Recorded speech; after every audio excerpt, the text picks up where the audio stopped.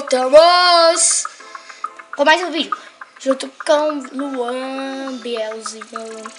Pessoal, esse vídeo não vai ser de missão.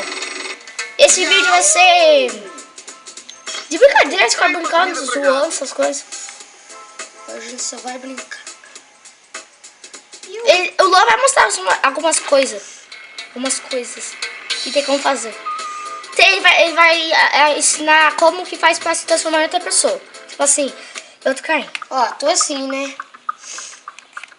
Ó, pega aqui, ó. Eu acarco R1, ó. R1 mudei pra skatista. Daí pra transformar em outro Luan. Qual? Tem que apertar. Quadrado, você apertando, você aperta o quadrado, tem que ser Calma aí. Você aperta triângulo. Ó, você transforma em outra pessoa. Você pode ser bombeiro, ó.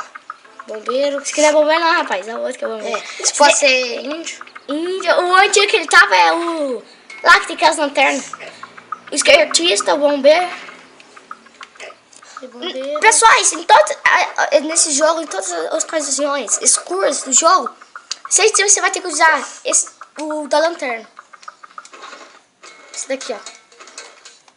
Esse daqui, ó. Tem que usar isso. Em todos. Mas, tipo, você aperta o skate. Você pega o skate. Daí você coloca pra tocar. Ó, vou lá de novo. Que vem, vai na água, Lua. Na onde? Caindo na água, ele vira um barco. Espera aí, deixa eu... O skate. Deixa eu ver. Eu não sei como que faz pra entrar nessa bagaça aí, mano. Deve ser... Tem que ter um avião, daí você cai lá dentro dele.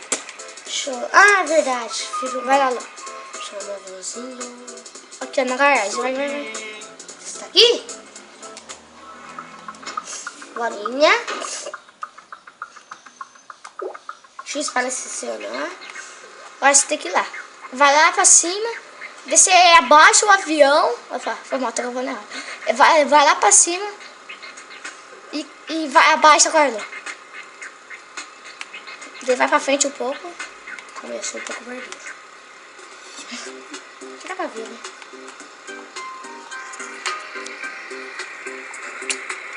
Vai, Luan. Pra frente, John. Aí, caiu. Quer ver? Agora aperta R1, Luan. Ó. Pessoal, então ficamos por aqui. Ó.